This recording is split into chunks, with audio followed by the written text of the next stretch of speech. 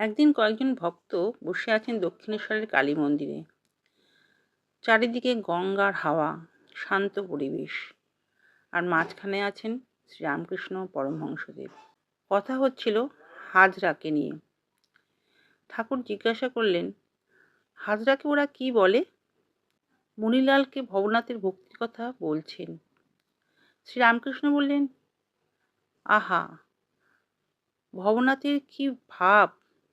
গান করতে করতে চোখে জল আসে। হরিশকে দেখে একেবারে ভাব। বলে এরা বেশ আছে। হরিশ বাড়ি ছেড়ে এখানে মাঝে মাঝে থাকে কি না? তারপর তিনি মাস্টারকে জিজ্ঞাসা করলেন, আচ্ছা, ভক্তির কারণ কি? ভবনাথ এসব ছোকরার উদ্দীপন কেন হয়? মাস্টার চুপ করে আছেন। শ্রীরামকৃষ্ণদেব বললেন, কি জানো, মানুষ সব দেখতে একরকম, কিন্তু কারোর ভিতরে ক্ষীরের পোড়।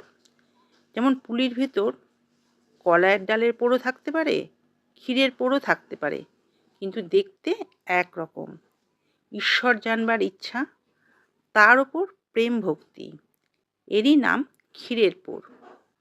ভক্তি হলো ক্ষীরের পুরের মতো।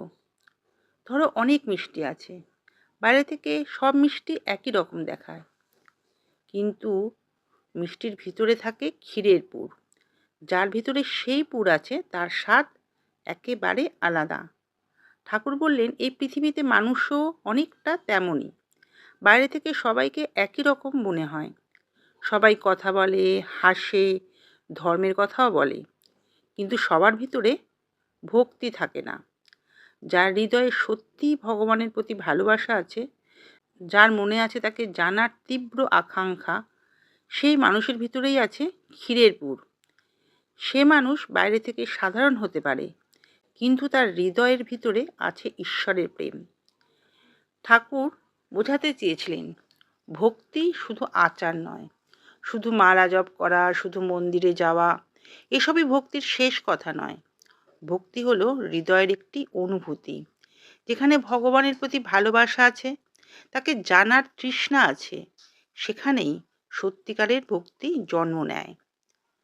তাই রামকৃষ্ণ পরমহংসদেব বলতেন, মানুষকে বাইরে থেকে দেখে বিচার করো না, কারণ কার হৃদয়ের ভিতরে ভগবানের প্রেম লুকিয়ে আছে তা বাইরে থেকে বোঝা যায় না।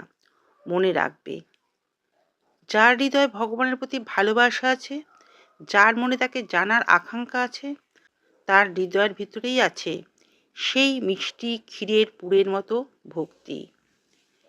ভক্তি বাইরে নয়, ভক্তি থাকে হৃদয়ের ভিতরে।